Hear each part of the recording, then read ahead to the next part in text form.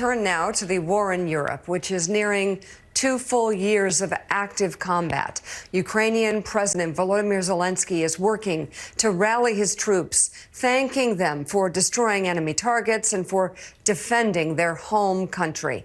However, Ukraine's fight against Russia's invasion is now grinding through its third winter, and supplies are running low. The Institute for the Study of War says delays in Western security assistance are compounding Ukraine's shell shortage. Joining us now, Independent Senator Angus King of Maine. He's a member of the Senate Armed Services and Intelligence Committee. Senator, first of all, if we could get support for Ukraine in our Congress, how quickly could we get supplies to them? Well, it could be in a matter of weeks if we can ever get the bill through. This bill to support Ukraine, has been pending since about October.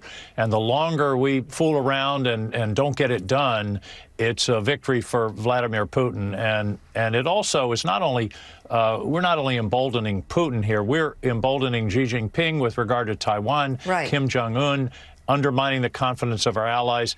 Not getting this done would be a huge mistake for this country. So what do you make of the Republicans who are now changing their minds on this border bill that would, shore up the border, but also provide aid for Ukraine and Israel? There's so many investigations going on in House Republicans, impeachments going on, and yet every move they're making here, if you look at the logic of it, seems to help Vladimir Putin. And I'm just wondering, does it raise any questions in your minds what their intentions are right now? Well, let's talk about the border bill in a minute. But I said on the floor the other night, a vote against aid for Ukraine is a vote for Vladimir Putin, flat out. History is going to record that vote, that when the chips were down, you voted for Putin. And because without this support, I don't think Zelensky and the Ukrainians, who have been incredibly brave, they're the ones doing the dying here. They're asking us to send them arms and ammunition, and they're on the front lines. And it's unconscionable that the United States of America would walk away in this kind of situation. Senator, good morning. You make the case in your piece in Time titled "America Must Choose Honor in Ukraine for Our Continued Support of Ukraine in Its War Against Russia." I'm just wondering, for our audience, if you could elaborate a little bit, because I feel like it's been muddled over the last year or so. There was so much kind of across-the-board support for Ukraine in those earliest weeks and months of its fight against Russia, and people get distracted and it wanes a bit. Republicans now have come out and said, well, we've spent enough money, enough American treasure there. It's time to focus at home. What is the case for America's continued support for Ukraine? The case starts with Sudetenland, 1938, when Hitler could have been stopped relatively easily. The French and the British fooled around. They didn't support the people, and Hitler moved, and then they thought in Munich they could, well, we'll appease him, he'll stop. The result was 55 million people dead. The history of dictators is if you give them some land and they say that's all they want, they're going to keep going. Here's the best argument is the Finns and the Swedes wanting to join NATO. They never were interested in NATO for 70 years. In the last year, they applied for membership. Why? Because they know Russia.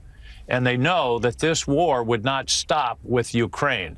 The Baltics, Finland has a long border with Russia. They know what's in store for them, and that's why this is so important on the European set. Now, the other piece is, and I've examined generals and admirals and intelligence people on this, if we walk out of Ukraine, what kind of signal does that send to Xi Jinping in his calculus about Taiwan? He's going to say, well, the Americans aren't going to stick, so I don't have to worry too much about that. And it basically opens the door to an invasion of Taiwan. The other piece that I think is so dangerous here is allies. America has allies. China has customers. Russia has North Korea and Iran, not much in the way of allies. We've got allies all over the world. This would destroy our credibility with our allies. Japan, South Korea would say, can we really count on America? Australia, European allies. And to do this, to embolden dictators, undermine the confidence of our allies, would just be a disaster. It would haunt this country for generations. And Senator, President Biden has certainly said that it would mean America's word wasn't any good anymore if we didn't follow through with our commitment to Ukraine. But let's turn you now to matters here at home and what we've seen this week in the Senate. The remarkable about-face yesterday among top Republicans, including Minority Leader McConnell, now coming out against this bill, suggesting that the politics of the moment have changed, which means they've got their cues from Donald Trump, who wants to keep the border alive for an election year issue. So tell us about what you're seeing there on the border, and just frankly, what sort of faith can you have right now in the Republicans keeping their word and getting anything done? Well, you got to remember how we got here. The Republicans insisted last fall, we're not going to talk about aid to Ukraine without border security. That was the argument. We're going to secure our own borders, and then we'll talk about Ukraine. So they appointed a negotiating committee led by James Lankford, who's one of the most capable, intelligent, and conservative members of the Republican caucus, who knows more about the border than anybody else, certainly on the Republican side. I would argue probably in the whole Senate. They negotiated the toughest border bill in 40 years that's been endorsed by the Border Patrol Union, which endorsed Donald Trump in 2020, the Wall Street Journal editorial board. They've had this amazing, strong, very conservative border security bill, which is what they asked for. And in the last 2 or 3 days, they've said, well, never mind. And I woke up this morning sort of batting between disappointment and disbelief that they would require this and then say, oh, but it's not that important. And the people that are criticizing the bill, I'd venture to say very few of them have read it. And people talk about 370 pages. Listen, there's a 19-page summary section by section you can read in about 15 minutes. So the people that are criticizing it who haven't read it, they probably haven't even read the summary. And the question is, do they want to solve the border crisis or not? If they do, this is the best opportunity in years, and it may not come around again.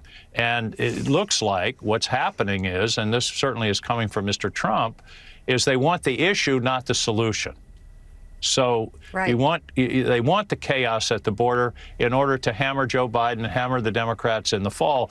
But right now, I think the ball's in their court. They've got a great bill. Listen, the Border Patrol Union isn't going to support something that is weak or ineffective.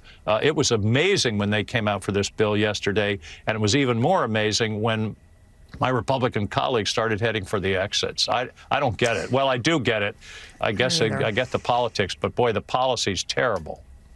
It is, and they will own this chaos. I'm not sure they want to do that. Independent Senator Angus King of Maine, thank you very much for coming on the show this morning. We appreciate it.